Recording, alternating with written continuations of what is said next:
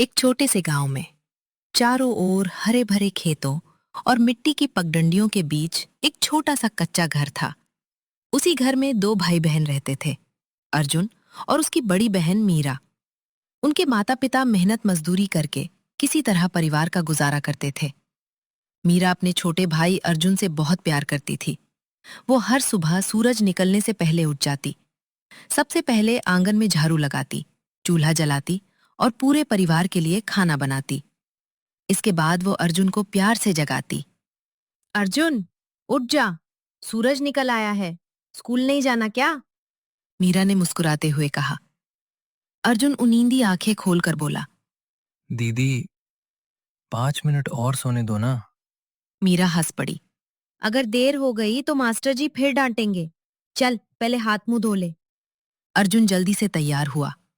मीरा ने उसके बाल संवारे, उसके फटे हुए बैग में किताबें रखी और अपने हाथों से बनी दो सूखी रोटियां और थोड़ा सा अचार कपड़े में बांधकर उसके बैग में रख दिया। रास्ते में दोनों साथ साथ चलते। अर्जुन स्कूल चला जाता और मीरा घर लौटकर माँ के साथ काम में लग जाती। शाम को अर्जुन स्कूल से लौटता तो सबसे पहले अपनी बहन को आवाज देता। दीदी, देखो, आज मुझे मास्टर जी ने शाबाशी दी। मीरा खुशी से ताली बजाती और कहती, मुझे पता था, मेरा भाई एक दिन बहुत बड़ा आदमी बनेगा। अर्जुन मासूमियत से पूछता। और जब मैं बड़ा आदमी बन जाऊंगा, तब तुम्हारे लिए क्या लाऊं? मीरा मुस्कुराकर कहती, मुझे कुछ नहीं चाहिए, बस तू हमेशा अच्छा इंसान बनना और मुझे कभी भूलना मत। दोनों देर तक आंगन में बैठकर बातें करते। उनके माता पिता दूर से ये सब देखकर मुस्कुराते और भगवान का धन्यवाद करते कि गरीबी के बावजूद उनके बच्चों के बीच इतना गहरा प्यार है। लेकिन उन्हें नहीं पता था कि किस्मत जल्द ही उनकी जिंदगी की सबसे कठिन परीक्षा लेने वाली है। सुबह का समय था। गांव में हल्की हल्की धूप फैल रही थी। पक्षियों की चहचहाहट पूरे माहौल को खुशनुमा बना रही थी। लेकिन अर्जुन और मीरा के घर में आज कुछ अजीब सी खामोशी थी। उनके पिता रामदास कई दिनों से बीमार चल रहे थे। तेज बुखार और लगातार खांसी के कारण वे काम पर भी नहीं जा पा रहे थे। घर की आर्थिक हालत पहले ही खराब थी, ऊपर से दवाइयों का खर्च बढ़ता जा रहा था। मीरा ने मिट्टी के घड़े से पानी निकालकर पिता को दिया। बाबूजी, दवा खा लीजिए, शायद तबीयत थोड़ी ठीक हो जाए। रामदास ने धीमी आवाज में कहा। बेटी, दवा से ज्यादा मुझे तुम्हारी चिंता है। अगर मुझे कुछ हो गया तो तुम दोनों का क्या होगा? मीरा तुरंत बोली, ऐसी बातें मत कीजिए बाबूजी, आप बिल्कुल ठीक हो जाएंगे। उसी समय अर्जुन स्कूल जाने के लिए तैयार होकर आया। बाबूजी, मैं आज स्कूल नहीं जाऊंगा। मैं आपके पास रहूंगा। रामदास ने मुस्कुराने की कोशिश की। नहीं बेटा, पढ़ाई कभी मत छोड़ना। गरीबी से लड़ने का सबसे बड़ा हथियार शिक्षा है। अर्जुन भारी मन से स्कूल चला गया।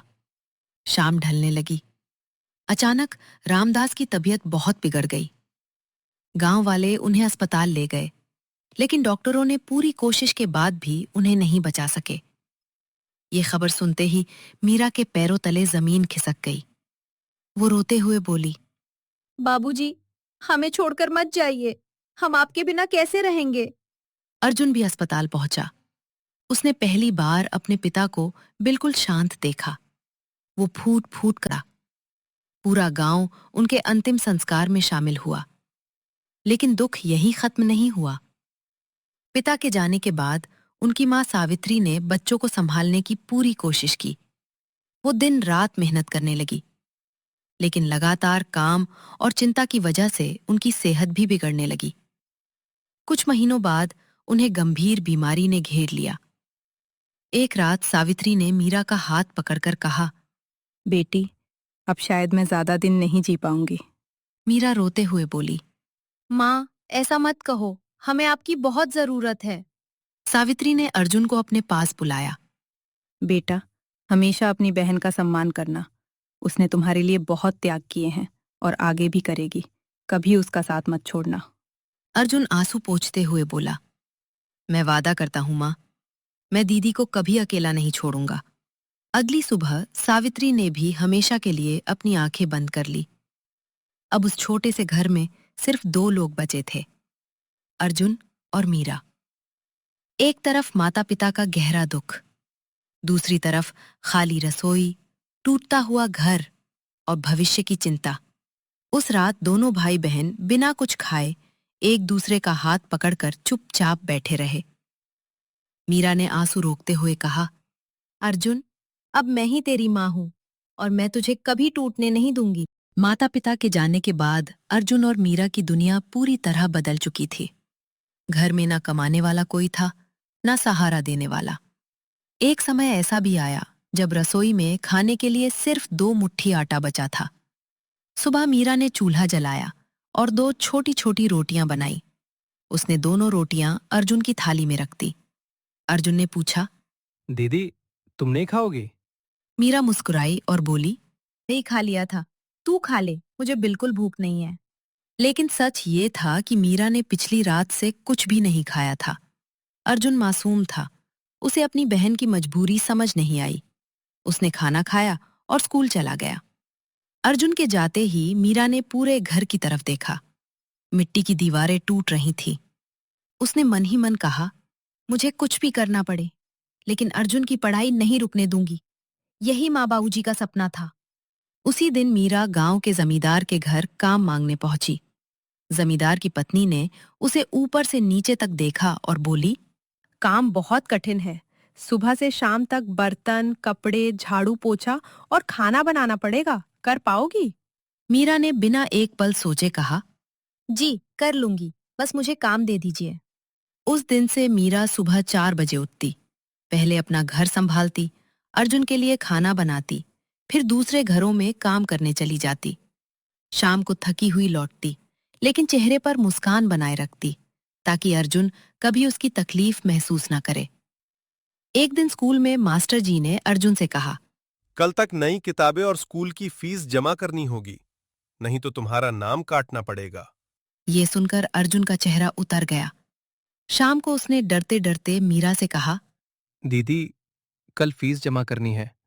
अगर पैसे नहीं हुए तो मैं स्कूल छोड़ दूंगा। मीरा ने तुरंत कहा, ऐसी बात दोबारा कभी मत कहना। तू पढ़ेगा, चाहे मुझे कुछ भी बेचना पड़े। उस रात मीरा ने अपना छोटा सा चांदी का पायल निकाला। ये उसकी माँ की आखिरी निशानी थी। वो उसे हाथ में लेकर देर तक रोती रही। माँ, मुझे माफ कर देना। आपकी निशानी बेच रही हूँ, लेकिन आपके बेटे का भविष्य बचाने के लिए।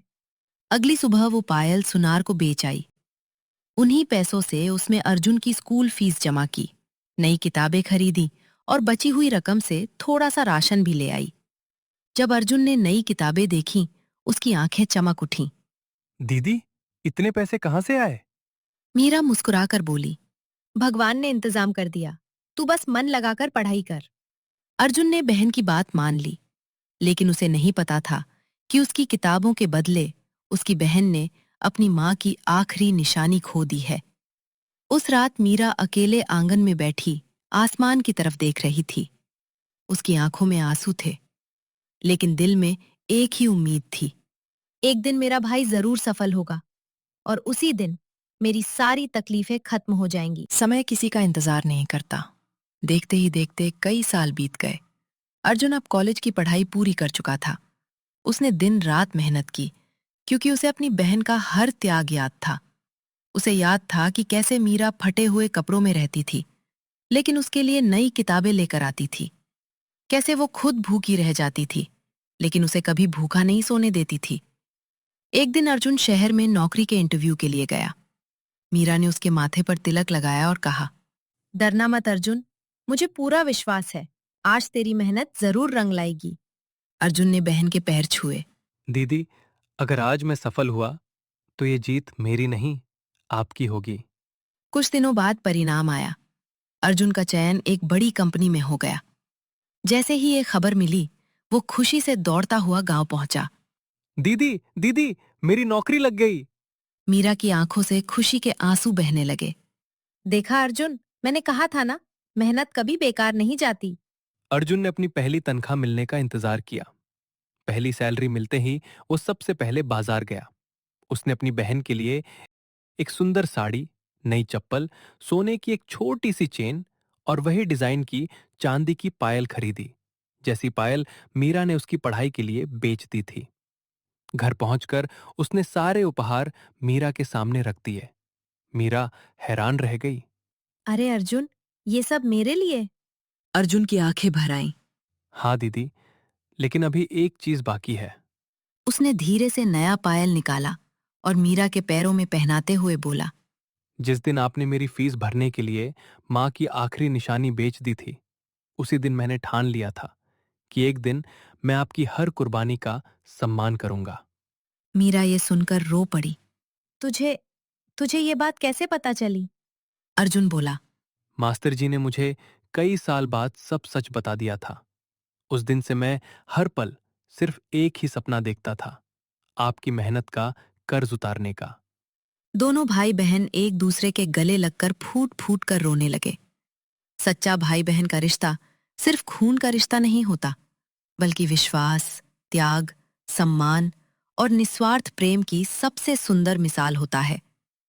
जो भाई अपनी बहन के त्याग को समझता है और जो बहन अपने भाई की खुशियों के लिए हर कठिनाई सह लेती है, उनका रिश्ता दुनिया की सबसे अनमोल दौलत बन जाता है।